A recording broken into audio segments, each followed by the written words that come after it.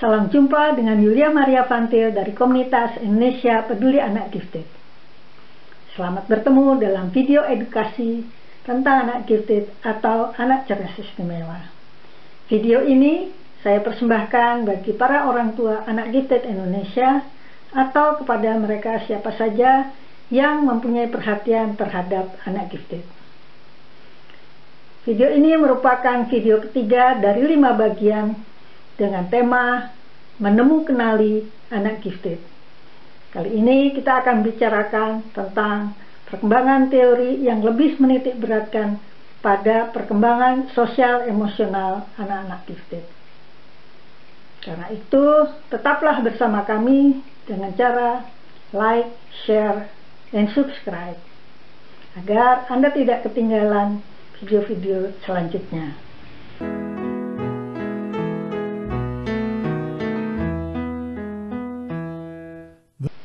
Nah, sekarang anak gifted tidak lagi dijelaskan melalui tingginya tingkat IQ, tetapi melalui berbagai karakter yang dimilikinya dan juga sinyal-sinyal keberbakatannya. Karena itu dikatakan bahwa keberbakatan bukan hanya sekedar IQ, tapi masih banyak lagi yang perlu dijelaskan. Jika dalam video sebelum ini kita membicarakan teori apa yang disebut anak gifted dan bagaimana mencapai prestasi yang sebaik-baiknya, tetapi sekarang kita membicarakan tentang bagaimana perkembangan anak gifted dan teori-teori apa yang mendasarinya. Begitu juga dengan perkembangan sosial emosional anak gifted. Karena itu, pengertian gifted pada saat ini menjadi semakin rumit karena orang tua diharapkan dapat memahami pola tumbuh kembang anak, juga perkembangan sosial emosionalnya. Orang tua diharapkan bisa memahami karakter anaknya yang gifted agar anak dapat tumbuh dan berkembang secara nyaman dan ia bisa berprestasi secara aman. Dia akan merasa bahagia apabila prestasinya bisa dicapai dengan situasi yang nyaman dan aman di dalam rumah maupun di sekolah. Di masa lalu, kita selalu mendengar bagaimana cara meningkatkan prestasi anak gifted, yaitu dengan cara mendorong dirinya agar termotivasi mencapai prestasi yang setinggi-tingginya, memperbaiki situasi lingkungan di dalam rumah maupun sekolah, dan juga membantu anak agar dapat mengatasi masalah psikologi non-kognitifnya. Nah, ini sudah dijelaskan oleh misalnya dengan teori Renzulli, Monks dan Renzulli, dan juga teori dari atau model pendekatan dari Kurt Heller dengan model Munisnya. Sekalipun sudah banyak teori-teori yang menjelaskan bagaimana pendeteksian anak gifted, tetapi sejauh itu masih saja terjadi masalah anak gifted yang tidak terdeteksi, kemudian tidak tertangani atau bahkan masuk ke dalam diagnosa lain, diagnosa yang pada dasarnya adalah masalah gangguan emosi dan masalah perilaku. Misalnya saja yang dilaporkan oleh James Webb pada tahun 2000 melaporkan bahwa banyak anak-anak gifted ini yang mengalami salah diagnosa paling banyak adalah ADHD dan Autism Spectrum Disorder. Pada waktu itu James Webb bertugas sebagai Presiden Asosiasi Psikologi Amerika.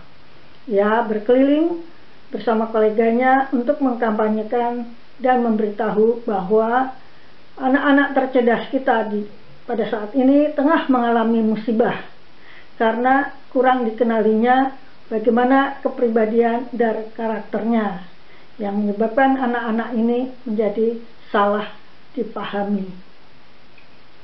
Situasi ini marak terjadi dimulai saat mana American Psychiatric Association mengeluarkan buku panduan pendiagnosisan penyakit jiwa yang disebut dengan DSM-4 atau edisi keempat, yang diluncurkan pada tahun 1994.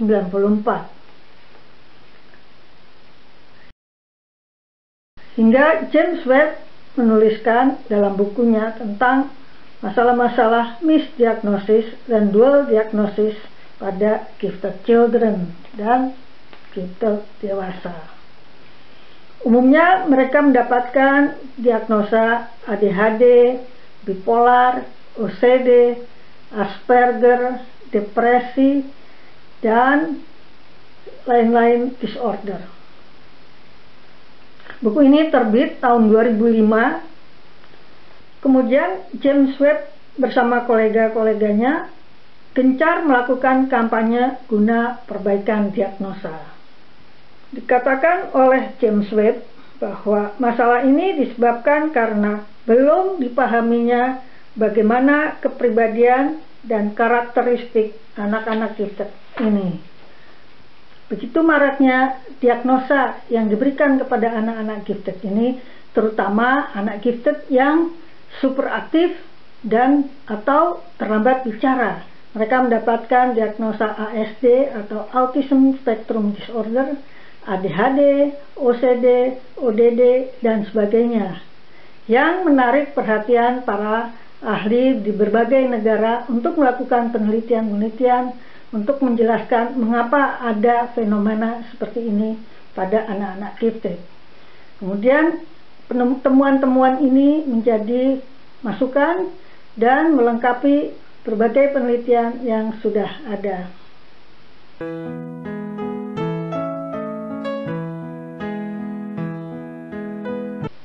Sekarang marilah kita bicarakan tentang perkembangan asinkroni pada anak-anak gifted.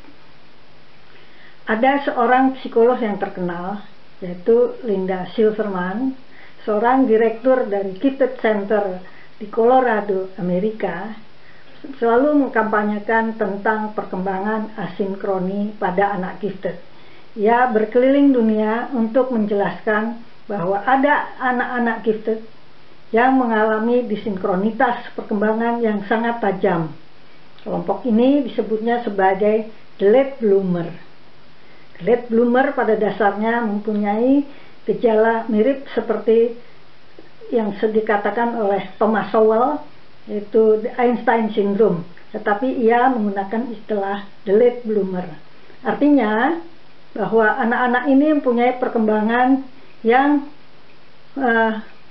kebelakangan atau terlambat bila dibandingkan dengan teman sebayanya. Pada umumnya anak-anak yang mengalami the late bloomer ini adalah anak-anak yang mempunyai IQ yang sangat tinggi. Hal ini sesuai dengan apa yang ditemukan atau dikemukakan oleh Columbus Group. Columbus Group adalah kelompok ahli-ahli gifted Amerika yang memandangkan tentang adanya pola perkembangan asinkroni pada anak-anak gifted, bahwa seluruh anak-anak gifted mengalami perkembangan yang asinkroni, dan dikatakan oleh Columbus Group bahwa semakin tinggi pola perkembangan itu akan semakin tidak sinkron. Jadi semakin tinggi IQ anak-anak gifted itu, maka perkembangannya akan semakin tidak sinkron.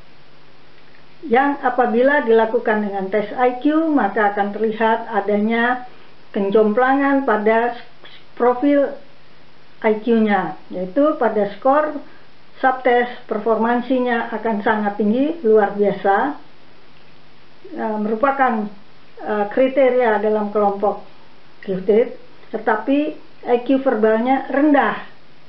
Nah, ini menunjukkan bahwa anak-anak ini mengalami masalah dalam perkembangan verbal atau bahasa dan bicaranya. Nah, kelompok seperti inilah yang kemudian dikatakan oleh Thomas Sowell sebagai the Einstein syndrome.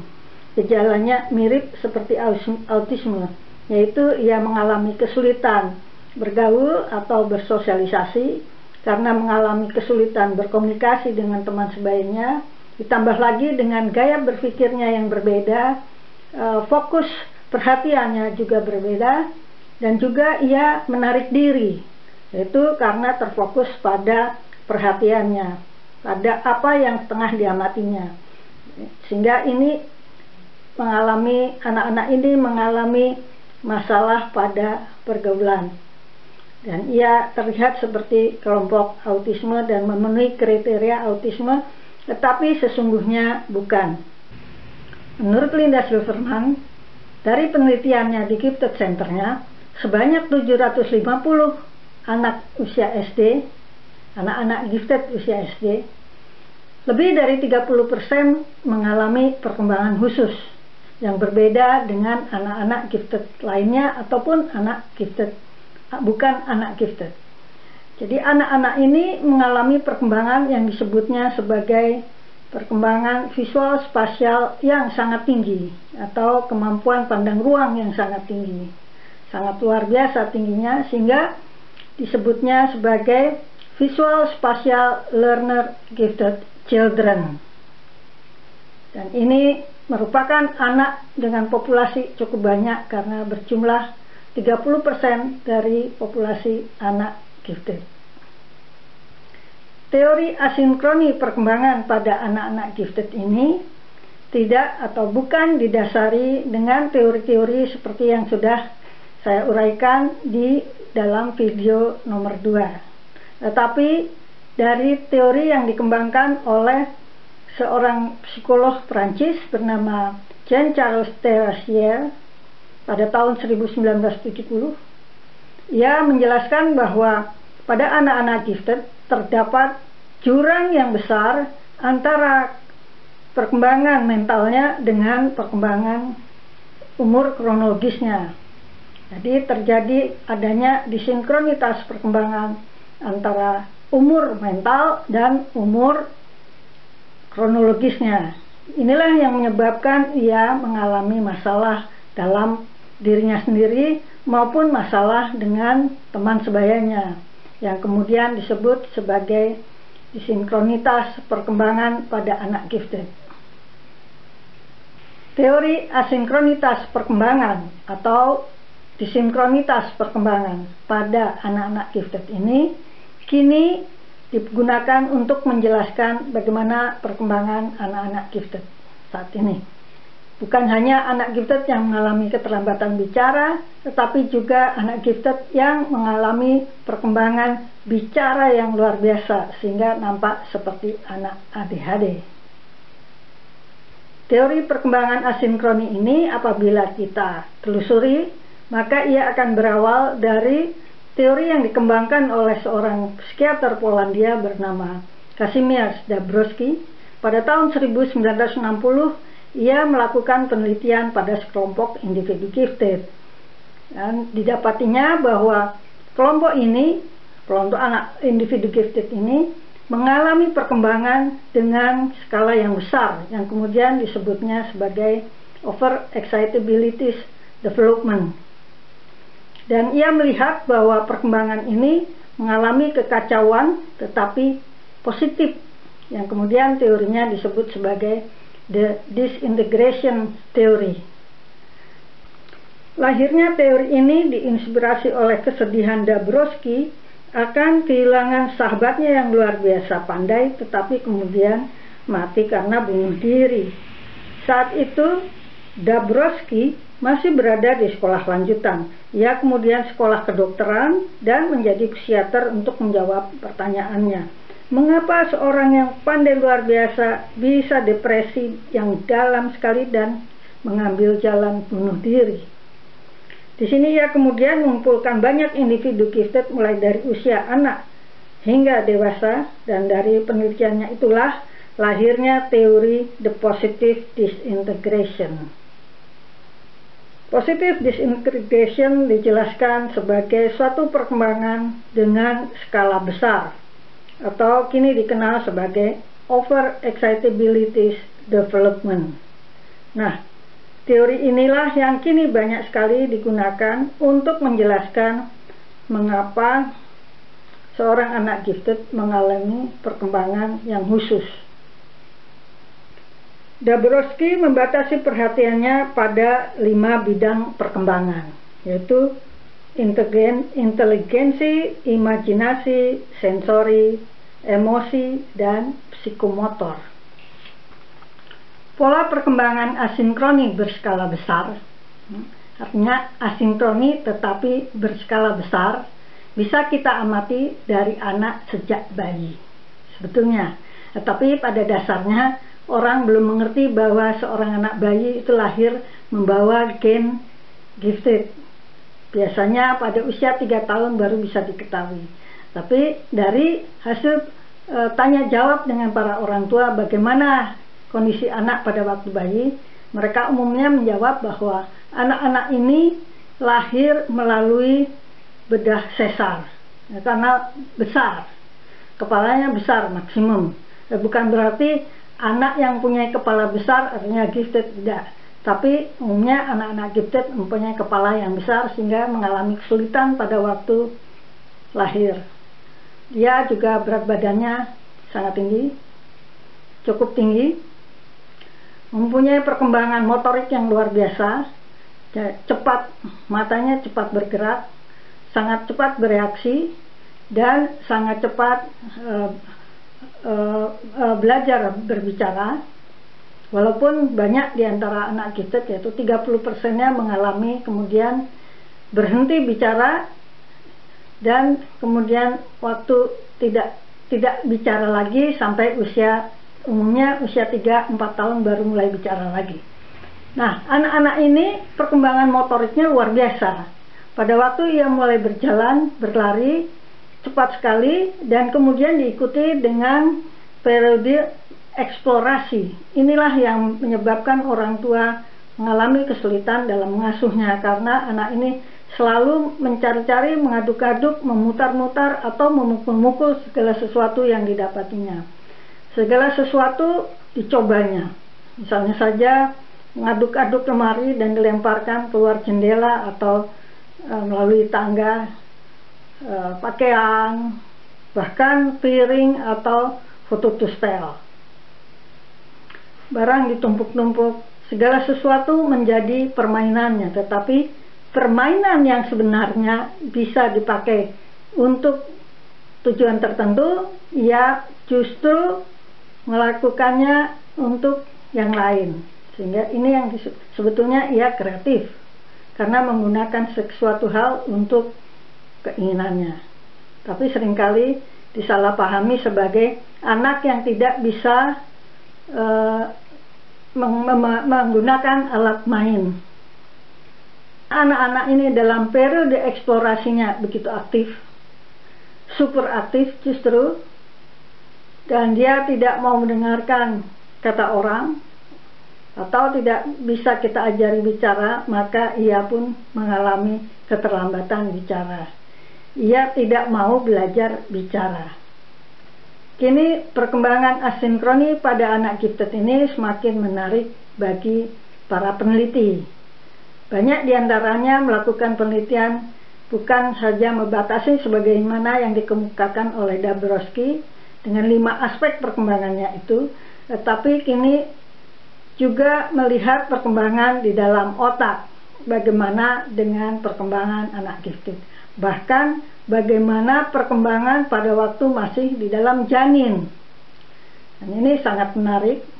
Dan kini teori asinkroni perkembangan sudah digunakan dalam rangka pendeteksian sedini-dininya pada anak-anak gifted, baik dilakukan oleh psikolog maupun oleh dokter anak di berbagai negara.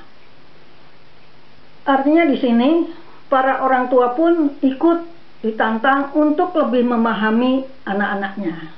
Anak-anaknya yang mengalami asinkroni perkembangan. Nyatanya bahwa asinkroni perkembangan ini tidak hanya terbatas pada 5 aspek seperti yang dikemukakan Dabrowski, tetapi menyeluruh berbagai aspek perkembangan. Misalnya saja aspek motorik yang mengalami masalah perkembangan dengan skala besar tidak diikuti dengan perkembangan motorik kasarnya luar biasa tetapi motorik halusnya lemah. Perkembangan kemampuan visualnya tinggi tetapi perkembangan kemampuan auditorinya lemah, akhirnya mengalami keterlambatan bicara. Atau ia mengalami masalah pada sensori, misalnya saja terlalu sensitif pada penciuman, pada pengecapan, sehingga ia sangat sulit untuk menerima makanan dengan bau-bauan khusus yang merangsang, dan juga makanan dengan tekstur tertentu misalnya sangat lembek. Dan di sekolah juga ia mengalami kesulitan misalnya saja dalam pelajaran, terutama pada sekolah taman kanak-kanak, di mana banyak menggunakan misalnya cat air, lilin atau malam, lem untuk mengelem kertas. Ia mengalami kesulitan menerima barang-barang yang lengket, lekat di tangannya, dirasanya jijik, sehingga dia tidak mau mengerjakan. Nah, ini sebuah tantangan yang luar biasa bagi orang tua dan guru, karena anak-anak ini kemudian mengalami hambatan dalam perkembangan pendidikannya. Ya, juga sangat sensitif di telinganya. Artinya apabila mau tidur, dia akan mengalami kesulitan tidur karena masih mendengar berbagai hal yang masih ada di luar, suara-suara yang ada di luar. Begitu juga apabila di kelas ada bayang-bayang di jendela, ia segera matanya tertarik ke sana dan tidak lagi memperhatikan ibu guru atau pak guru memberikan pelajaran. Mengapa hal ini perlu saya kemukakan? Karena dengan adanya kondisi seperti ini, orang tua mau tidak mau harus bisa menerimanya, harus bisa memahaminya agar orang tua bisa mengasuhnya dan melakukan pengasuhan yang positif, mengikuti pola perkembangan anak, sehingga tidak bertentangan dengan kebutuhan dan pola perkembangannya. Apabila orang tua tidak bisa menerima keadaan anak, maka di matanya anak akan selalu menjadi anak yang bermasalah. Dan kita harus selalu ingat bahwa semakin tinggi IQ anak, maka akan terjadi pola perkembangan yang semakin tidak sinkron, dan ini akan semakin menyulitkan.